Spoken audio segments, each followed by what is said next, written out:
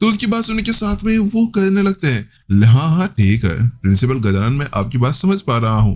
आप ये कहना चाहते हैं कि उस बंदे ने ऐसा सब कुछ किया था, लेकिन आपको तो पता होगा कि उसका वो पहला स्तर था। अब सेकंड स्तर के ऊपर उसे एक भट्टी निर्मित करनी होगी। यहाँ पर वो जो एल्डर था वो अपने सामने बैठे हुए प्रिंसिपल गजानन से कहता है।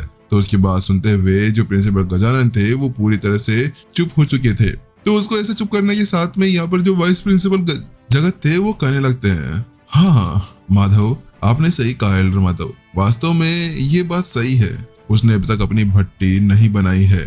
उसकी भट्टी बनाने के लिए उसको कई सारी चीजों की जरूरत पड़ने वाली है, और इसके अलावा यहाँ पर अगर उसने कोई गड़बड़ कर दी तो उसके बाद में उसके लिए बहुत ज्यादा मुश्किल हो जाएगा भट्टी को निर्मित करना। या अगर उसने कम स्तर की एक भट्टी को निर्मित कर लिया तो उसके बाद में ये तो और भी ज्यादा बुरी बात हो जाएगी। जो यहाँ पर वाइस प्रिंसिपल जगत थे वो थोड़ा शांत स्वभाव के अंदर उससे कहते हैं। तो उसकी बात सुनने के साथ में जो एल्डर माधव थे वो बीच में बोलते हैं और कहने लगते हैं, हाँ हाँ आपने सही कहा। तो इसी वजह से मैं ये कहना चाह रहा था कि आपने जो 5000 सोर्स सिक्कों को वहां पर रखा है उसकी जगह हम लोग उनको 50 सोर्स सिक्के दे सकते हैं। ये कुछ ज्यादा नहीं, लेकिन उनके लिए ये ठीक रहेगा क्योंकि अभी उन्होंने अपनी साधना ढंग से स्टार्ट भी नहीं की है। जो यहाँ पर एल्डर माधव थे वो उनसे कहने लगते हैं। तो उसकी बात सुनने के साथ में ही एक एल्डर कहते हैं, जी हाँ एल्डर माधव आप सही कह रहे हैं। तो उसकी बात सुनने के साथ में एक और एल्डर जो एल्डर पूजा थी वो भी कहने लगती है, हाँ वैसे ये बात सही है, हम उन्हें यहाँ पर फालतू में इतने ज्यादा पैसे नहीं दे सकते। आगे जाकर अगर वो एक अच्छे टीचर बन जाते हैं तो फिर हम उसके बारे में कुछ सोच सकते हैं, लेकिन सहायक टीचर के लिए ये सब कुछ ज्यादा नहीं हो जाता है। लेकिन वहीं दूसरी तरफ अब प्रिंसिपल गजानन को उनकी बातें रास नहीं आती, वो कहने लगते हैं, हाँ ठीक है मुझे पता है आप लोग क्या कहना चाहते हैं, लेकिन क्यों ना ऐसा करते हैं, मैं खुद यहाँ पर जो विपिन है उनकी मदद करने वाला हूँ उनकी भट्टी को जलाने और उनको जागृत करने के लिए। और मैं एक ऐसी टेक्निक ढूंढने वाला हूँ जो शायद यहाँ पर उनकी उस लेवल की भट्टी को यहाँ पर एक्टिवेट कर दे, या फिर वो एक 3rd ग्रेड की भट्टी को भी यहाँ पर बना सकते हैं। लेकिन इन सभी को यहाँ पर यूज करने के लिए मैं उनकी मदद जरूर करूंगा और कुछ ऐसे संसाधन भी ढूंढूंगा जिसके बाद में वो यहाँ पर एक अच्छी सी टेक्निक बना सके।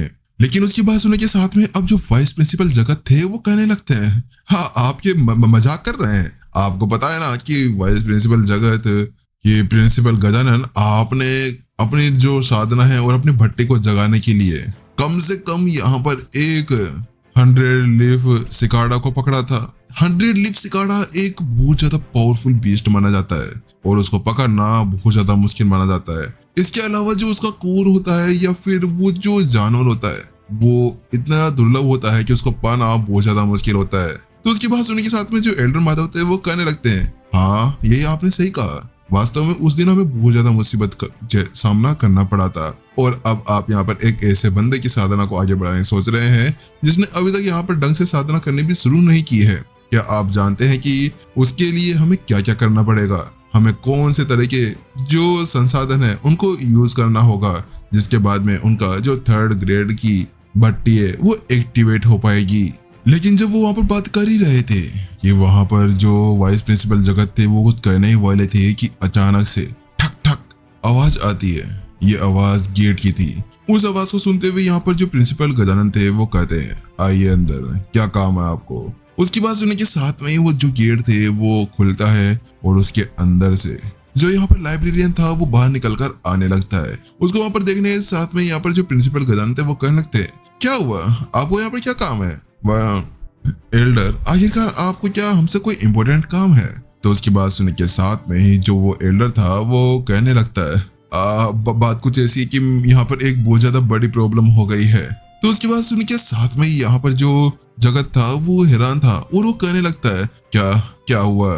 तो उसके बाद सुनने के साथ में ही वो जो लाइब्रेरियन था वो कहने लगता है, वो बात कुछ ऐसी है कि वो जो नया आया हुआ टीचर है ना विपिन, उसने प्रॉब्लम कर दी।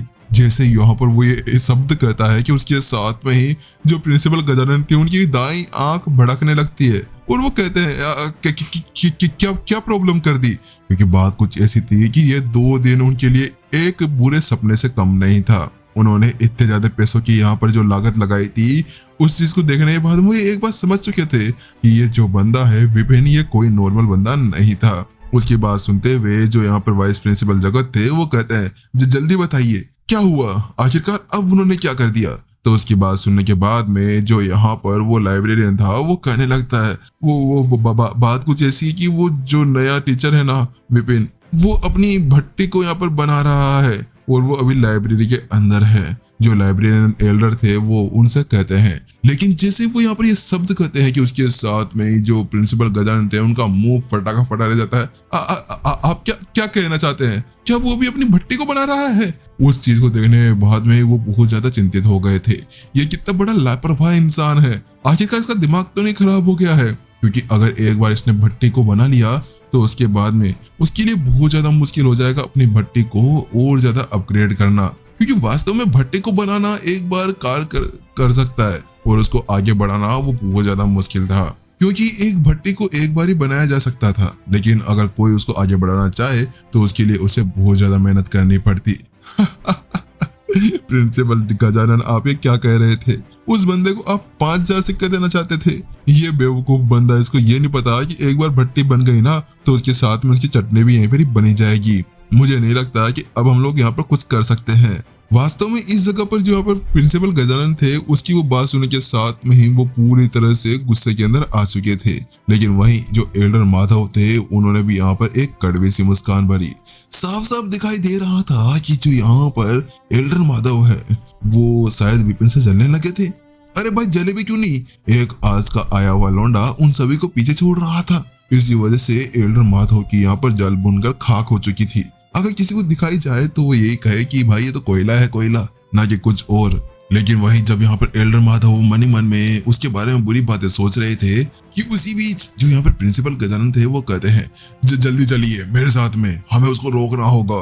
अगर उसने यहाँ पर इसे और ज्यादा अवशोषित किया तो कुछ बुरा हो सकता है, हम उसको यहाँ पर रोक सकते हैं जिससे पहले कुछ ज्यादा देर हो जाए।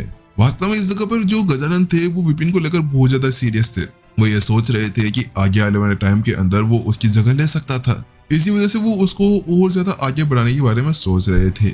उसको इतना ज्यादा हड़बड़ाते हुए देखकर जो लाइब्रेरियन एल्डर थे वो कहने लगते हैं, प्रिंसिपल आपको इतनी ज्यादा घबराने की बिल्कुल भी जरूरत नहीं है। जो यहाँ पर लाइब्रेरियन था वो थोड़ा सा अपने मुंह को बनाते हुए कहता है, क्योंकि वास्तव में ये सारी बातें सोचने की नहीं थी, क्योंकि वहां पर जो जितना भी नजारा था वो पूरी तरह से अलग था। वो कहता है, चिंता ना करें आप। लेकिन जब वो ये शब्द कहता है तो उसके साथ में माधव की हंसी वहीं पर ही गायब हो जाती है और गजानन कहता है, चिंता क्यों नहीं करें, आखिरकार हमें यहाँ पर उस टीचर को रोकना होगा। हमें पता है कि वो कितना ज्यादा प्रतिभाशाली है, शायद उसको पता नहीं होगा कि यहाँ पर एक भट्टी भी बनाई जाती है, क्योंकि वो एक नौकरी तो था उससे पहले। अगर उसे यहाँ पर ये पता नहीं था तो कोई बात नहीं, हम उसे यहाँ पर बताएंगे, इसी वजह से हमें वहां पर चलना होगा। लेकिन वहीं दूसरी तरफ ये देखने के बाद में कि वीरसिंह गजानन बहुत ज्यादा ही परेशान लग रहे थे तो उसके साथ में लाइब्रेरियन कहता है, वो समझाता है, बात कुछ ऐसी है कि जो अभी नया आया हुआ वो शिक्षक विपिन है ना, उसने अभी यहाँ पर एक सोर्स ड्रैगन भक्षण को एक्टिवेट कर दिया है। जैसे यहाँ पर वो ये शब्द कहता है कि उसके साथ में सभी लोगों के तोते उड़ जाते हैं। उन सभी के मुंह पर यहाँ पर पसीना देखा जा सकता था, उनकी तो पूरी तरह से बाहें ही पूरी तरह से भर जाती है। क्या क्या कहा आपने? सोर्स ड्रैगन भक्षण? सोर्स ड्रैगन भक्षण एक ऐसी चीज थी जो यहाँ पर किसी को भी 50 धागों को एक साथ अवशोषित करने के लिए अनुमति दे सकती थी।